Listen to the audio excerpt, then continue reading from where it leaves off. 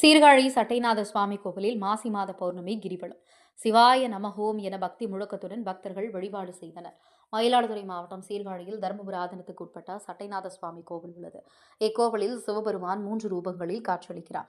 திருஞான சம்பந்தர் ஞானம் பெற்ற ஸ்தலம். காசிக்கு இணையாக அஷ்டபைரவர்கள் அருள்பாலிக்கும் ஒரே ஸ்தலம் என பல்வேறு சிறப்புகளை உடைய கோவிலில் மாசி மாத பௌர்ணமி தினத்தை முன்னிட்டு பௌர்ணமி கிரிவலம் நடைபெற்றது. முன்னதாக கிழக்கு ராஜகோபுரம் பிரம்மபுரீஸ்வரர் சுவாமி சன்னதியின் வழிபாடு மேற்கொண்ட பக்தர்கள் கீழ வீதி வழியாக தெற்கு வீதி, மேல வீதி, வடக்கு வீதி வழியாக சென்று மீண்டும் கோவிலை வந்தடைந்தனர். கிரிவலத்தின் போது ஆபத்து காத்த விநாயகர், கணநாதர், சொர்ணகர்ஷ்ண பைரவர், சித்தி விநாயகர், கோமலவள்ளி அம்மன் ஆகிய கோவில்களில் கிரிவல பக்தர்கள் சூடமேற்றி வழிபாட்டு செல்லும் வழியில் சிவாய நமஹோம் என பஞ்சாட்சர மந்திரம் உச்சரித்தவாறே சென்றனர். சீர்காழி செய்திகளுக்காக சாமி பத்மநாபன்.